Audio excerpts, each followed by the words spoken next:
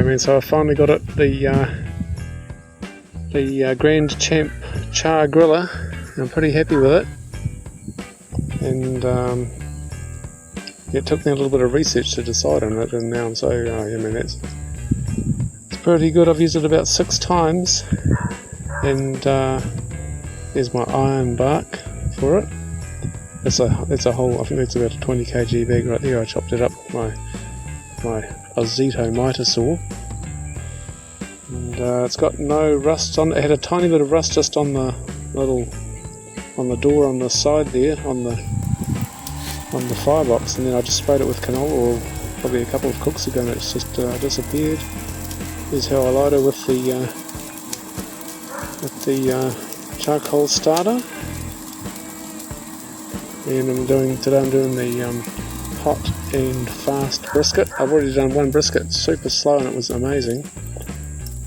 And this one, that took I think it took about 13 hours on the end. So this one I'm actually doing it in 6 or 8 hours, hopefully.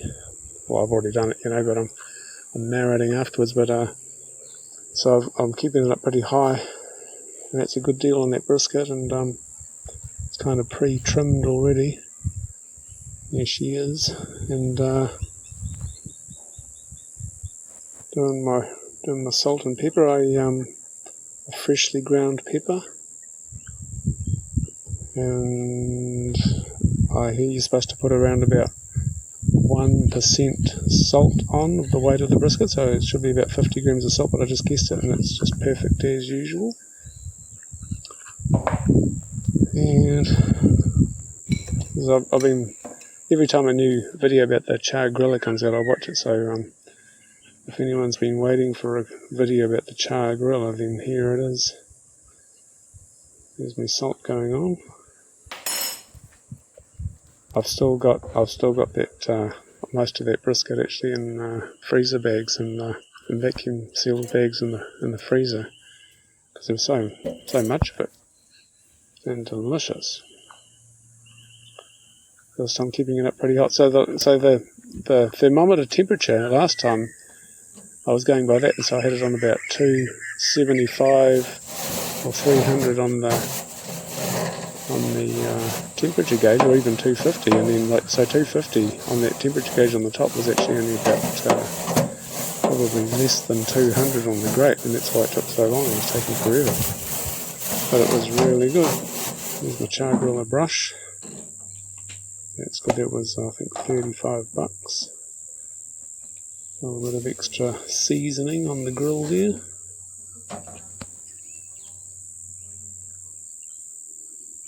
And there we go, ready to get started.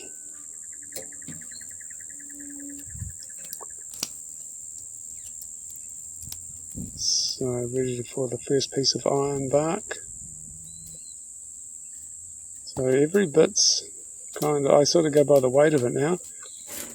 So there's quite a bit. I bought that from Bunnings, that iron bark, and there's some of it, I think it's pretty wet. So it hasn't been properly dried. So as long as you get a nice light piece, it's alright. And that piece I forgot to pre-warm, that's why it hasn't already burst into flames. And this next piece, you'll see when I fry it in later, it just bursts straight into flames.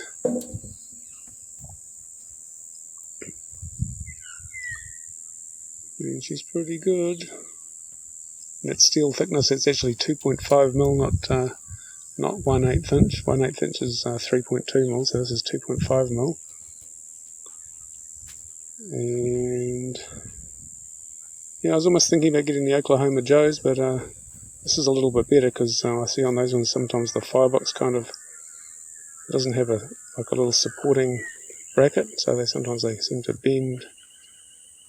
Plus this has got all the seals on the doors, so good. It was heavy. It was when I bought it, it was so heavy to get into the house. Here's my little Thermo Pro. Great thermometer. That little Thermo Pro thermometer, that was $38 from AliExpress. It's pretty good. Goes in. Let's say it's got Bluetooth. Only a 2 probe.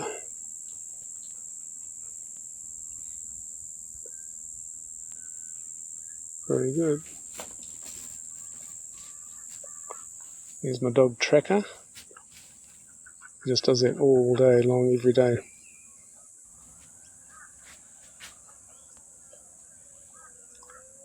Yeah, so keeping it pretty hot. So the last time I cooked, whenever it went up hot like that, I just was so panicking and trying to get it cooled down. But I don't think it matters too much. And so I might even try and even go hotter next time. Try and do it in the whole thing in 6 hours, see what it's like.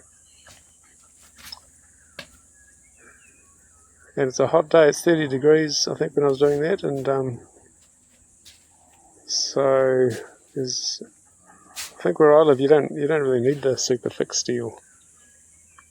You just have because it's always pretty warm. This is the one little thing with this Char Griller Grand Champ. See my concrete has a little slope on it, so it should drain, but it actually gets a little pool of fat build up down near the firebox there. People say it could flare up and cause a fire, but my one hasn't done that yet. But maybe if I had my fire in the inside the actual main chamber, then maybe that could happen. And I've just loosened that little bolt off, and it drips out there nicely.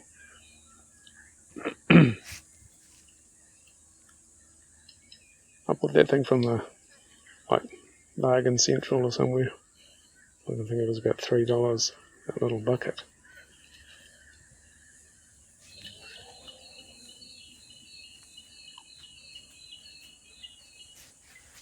There's my next piece ready to go in.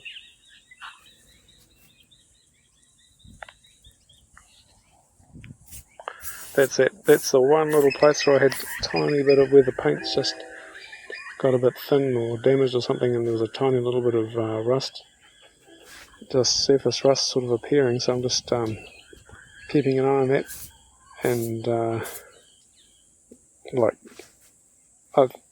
after all those cooks, it's still looking just in perfect condition. I've got the cover for it. So there we go. That first one, that's the grill temperature too. Is it 272? Yeah, when you heat them up on top like that, the wood up on top like that, just as soon as you put it in, just bursts into flames, you see. Every time the charcoal bed gets a bit low, I just throw an extra bit of charcoal and 1 or 2 big pieces of lump charcoal. Yeah, so the first time when I did the first brisket, I used so much wood and so much charcoal, so it's just a technique, because this time I've hardly used any, and I've actually cooked some chickens before just using like 1 piece of wood. So just a little bit of charcoal and 1 piece of wood. That was probably about a 2.5 or 3 hour cook. So people say, if it's a cold day or there's a cold wind or something, then it can use a lot more.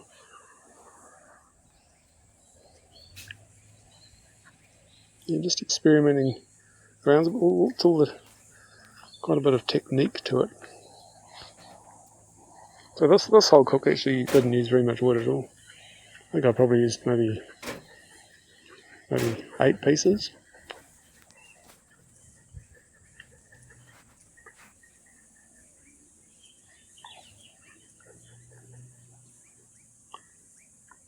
And I cut all that wood. I cut it all the little pieces up using my Zito miter saw. I think that was like $200.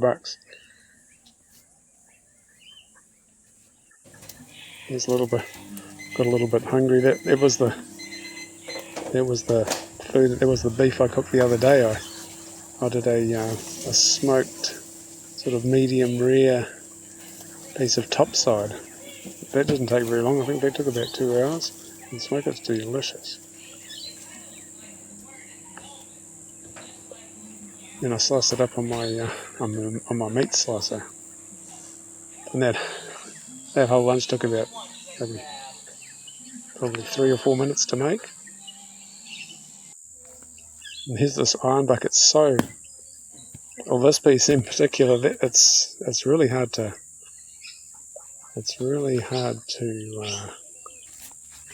chop. I did get it in the end.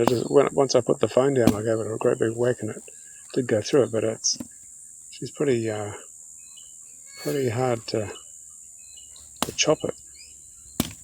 So I might have to get myself an Ozito log splitter as well. But I think they're about $400. But there, I did finally get it. I just sort of experiment with a slightly like thinner piece.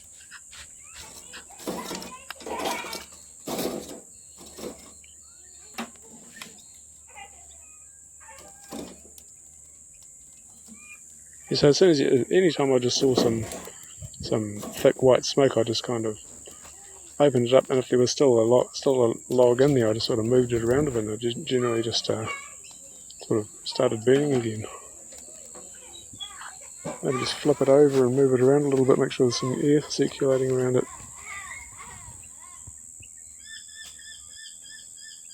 And there she is. This is after exactly 6 hours, and then I'm going to, at this point I put it in the house oven. And I think it was pretty good. The only problem is, like, you'll sort of see, like, I had to go out, and then when it was ready, the alarm went off, and my wife asked if I wanted to, she wanted me to, if I wanted it taken out of the oven. I said, I'll just leave it in the oven, and it should be alright. But then I think it ended up going over whatever like too hot, maybe over 212 or whatever Fahrenheit, whatever water boils at, and so it might have got a tiny bit dry, but it's still delicious. And it's not 100% perfect though, but it would have been pretty good apart from that. But it's still really, really good, that particular piece, and especially if you just sort of warm it up. So good.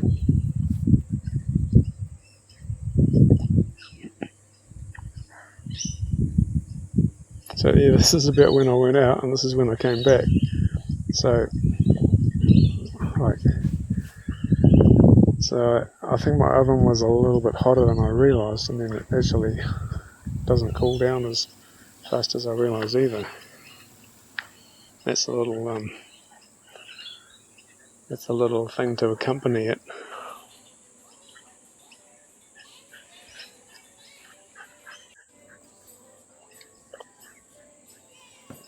And how's that knife, eh? Look at that. I got that from AliExpress. It's got a abalone handle.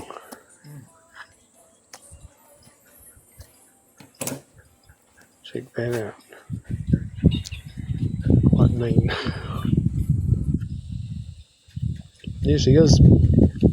Time to get the cover put on. Alrighty. See you later.